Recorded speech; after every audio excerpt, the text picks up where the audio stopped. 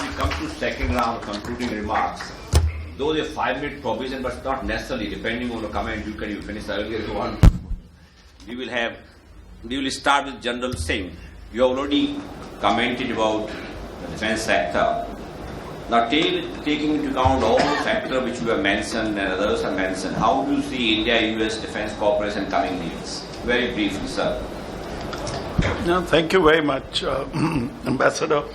Well, ladies and gentlemen, Ambassador Meera Shankar had mentioned a number of points about our defense cooperation, and I tend to broadly agree with her. However, it is also extremely important for us to keep in mind 2 or 3 important facets. First and foremost is that in the world today, there are 4 major countries which are the greatest users of the defense armaments and technology. That is United States, China, Russia, and India. The other 3, they all use their own weapons by and large. They don't import. India is the only one which imports. It is the biggest market. There used to be earlier, second point is that there used to be earlier a certain amount of hesitancy on the part of the Western world, particularly the European countries, particularly the United States and the other European countries, to share with you the technology. And Russians were the only ones who were ready to give this technology to you. That has changed. The European countries, all of them are actually competing with each other to share with you the technology broadly, by and large, even a high technology system. But third point, which is also very important, that United States is the repository of the highest and the biggest technology. That is a fact that you cannot ignore at all. And the Russians are the ones who are most tried and trustworthy as far as India is concerned.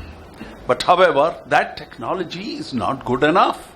So therefore, there is a dilemma as far as Indian defense industry is concerned and Indian defense needs are concerned. And that has to be tackled by us. And that dilemma is that what do we do by which your security needs are fulfilled? Today, you cannot fulfill your security needs by only banking on the Russians. Besides not being the best of technology, you cannot put all your eggs on one basket. Recently, Russians have also offered attack hapters to Pakistan. So there are a number of other facets which need to be borne in mind.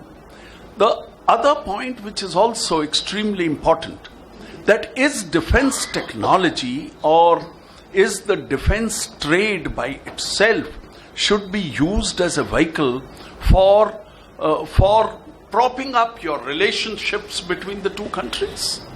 Or should it be viewed with a certain amount of caution, certain amount of need-based approach needs to be done?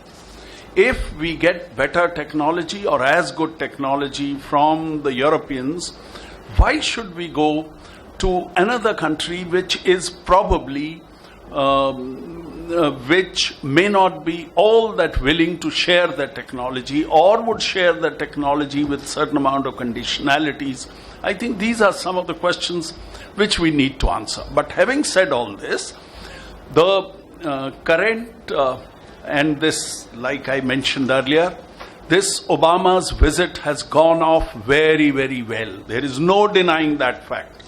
As far as, of course, commenting on what Mr. Dua just mentioned, Indians have always been sentimental, whether it was visit of Chow En-lai, whether it was visit of Eisenhower when I was a small child, or whether it was Khrushchev coming and visiting you, you've always been sentimental. Whether it was leaders like Jawaharlal Nehru, or whether they were other leaders down the chain like Mrs. Indira Gandhi and others, we have always had had our own personal style. So let this be the style of Modi and let's enjoy it.